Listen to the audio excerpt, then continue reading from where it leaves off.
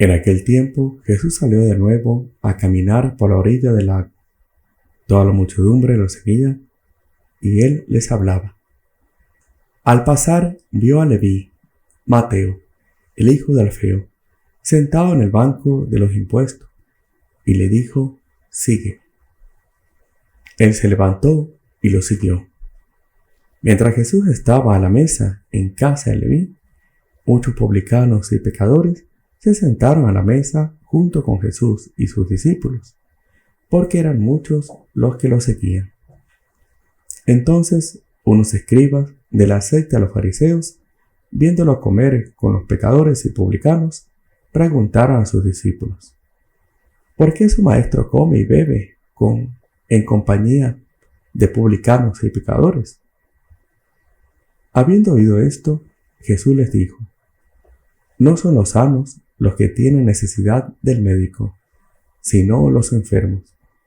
Yo no he venido a llamar a los justos, sino a los pecadores. Palabra del Señor.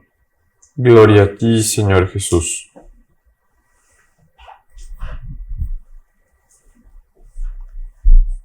Yo no he venido a llamar a los justos, sino a los pecadores, dice nuestro Señor. Él quiere que todos nos salvemos.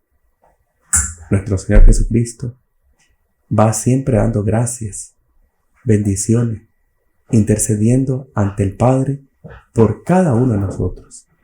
Y Él quiere que nos salvemos. Él quiere que estemos con Él toda la eternidad. Y no lo contrario, porque lo contrario es que nosotros no estuviésemos con Dios en la eternidad, pasásemos una eternidad sin Él. Entonces Él hace de todo para que no nos condenemos, hace de todo para que nosotros nos salvemos. Y Él quiere que el justo persevere. Él quiere que el pecador se arrepienta para que él tenga vida eterna. Pero depende de cada uno. Él va dando siempre sus bendiciones, sus gracias para la conversión, para la perseverancia. Pero depende de cada uno de nosotros que seamos fieles a todas esas gracias que Dios nos quiere dar. Aquí vemos que Él dice los justos. Dice: yo no he venido a llamar a los justos, sino a los pecadores. ¿Por qué? Porque el justo ya no necesita llamado, porque él ya está en el camino. El pecador sí, necesita ese llamado. Necesita ser incentivado para que deje la vida del pecado y se convierta. A veces se pudiese entender mal, pensando que Dios quiere el pecado. Es absurdo. Pero hay gente que muchas veces difunde eso, diciendo que Dios lo quiere tal cual como es. O sea, tal cual como es, o sea, ofendiéndolo a Él. No. Lo quiere tal cual como es, mismo que tenga defectos, pero quiere que deje la vida de pecado y que vaya hacia Él. Y también quiere el justo verdadero, el justo que realmente está en el camino de Dios. Él quiere que el justo persevere en su integridad, en su santidad, en su inocencia muchas veces. Pero Él no quiere que el pecador lleve esa vida de pecado. Él lo está llamando para que deje de ser pecador y no para que sea pecador y no para que continúe siendo pecador. Entonces, ¿cuándo es que Dios perdona? ¿Cuándo es que Dios da sus gracias para estas personas que Él llama? Bueno, cuando la persona está arrepentida. Aquí vemos en este evangelio que dice aquí: al pasar vio a Leví, Mateo, hijo de Alfeo, sentado en el banco de impuestos y le dijo: sígueme. Él se levantó y lo siguió. O sea, él pudo no haberlo seguido también. Entonces aquí ya no sería San Mateo, porque a quien se está refiriéndose aquí es a San Mateo. Él se convirtió y después fue uno de los apóstoles y evangelistas. Él fue que también escribió uno de los evangelios. aquí estamos viendo la conversión de él. Y él quiso seguir. Y él después de gran admiración por nuestro Señor, fue con él. No solamente eso, sino que quiso ofrecerle todo. Dio un banquete en su casa para nuestro Señor y para todos aquellos que le acompañaban. Y no solamente eso, sino que él estuvo dispuesto a dar todo a los pobres. Si a alguien le debía, él estaba dispuesto a dar 4 veces más. Si alguien defraudó, él iba a darle todo lo que el otro necesita. O sea, estaba dispuesto a dejar todo por seguir a nuestro Señor. Eso vemos ahí signo de conversión. Primero que él admira a nuestro Señor y después que él recibe a nuestro Señor y le entrega todo. Y él está dispuesto a dejar después todo por seguir a nuestro Señor Jesucristo. Entonces, vemos aquí una conversión que de seguro después él tuvo dificultades, tuvo pruebas, pero él siguió perseverando. Entonces, nuestro Señor viene a llamar a esos pecadores, al pecador que se arrepiente, al penitente, al que está dispuesto a dejar todo por nuestro Señor, al que lo admira a él. ¿Qué pecador, digamos así, es complicado de que se acerque a nuestro Señor? El orgulloso, el que no reconoce su contingencia, el que no reconoce que es dependiente de Dios, el que no admira a nuestro Señor Jesucristo. Esos pecadores son difíciles que Dios lo perdone. Vemos aquí que también estaban otros pecadores. Estaban los fariseos.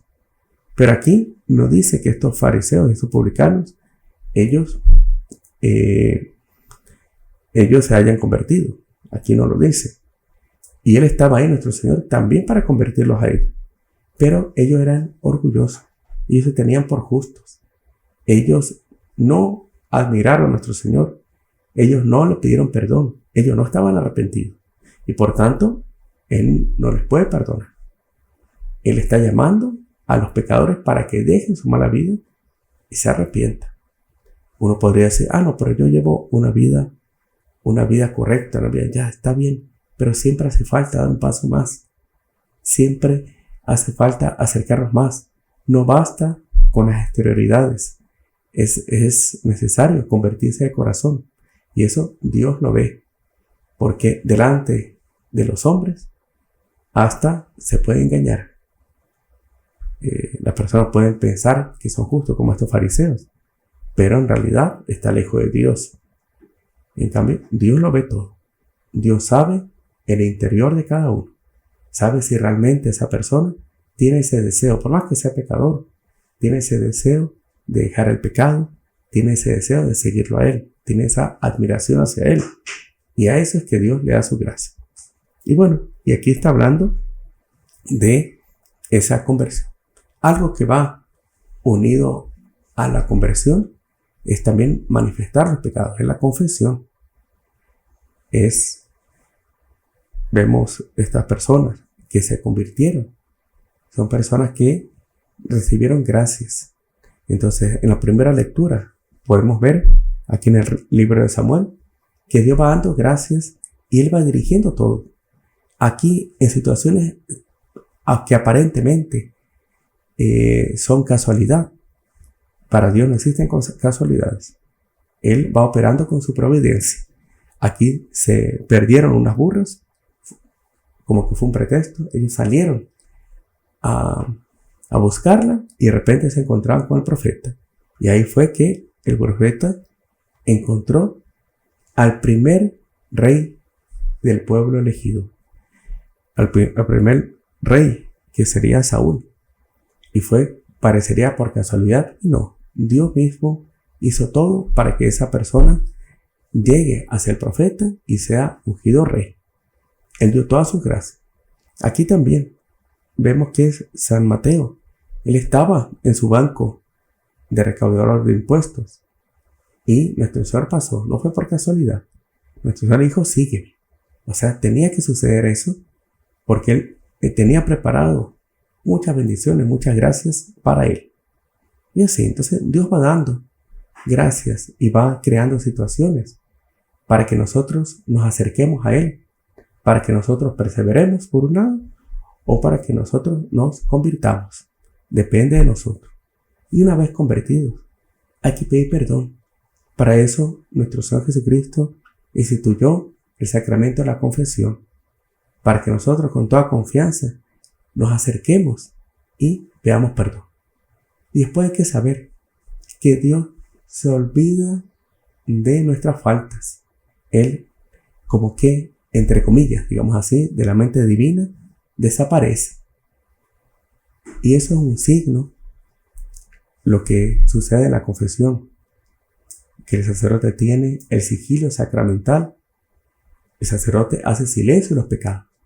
Una vez que el penitente se confesó, el sacerdote calla los pecados. Él no puede decir los pecados. Eso se llama sigilo sacramental. Y es un signo del silencio eterno que hace Dios de nuestros pecados. El sacerdote también, de alguna forma, se olvida.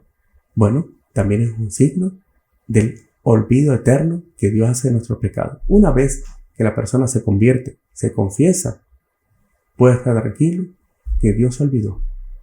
Dios como que se olvidó, digamos así, entre comillas. Dios también ya borra, entre comillas también, borra todos esos pecados de su mente.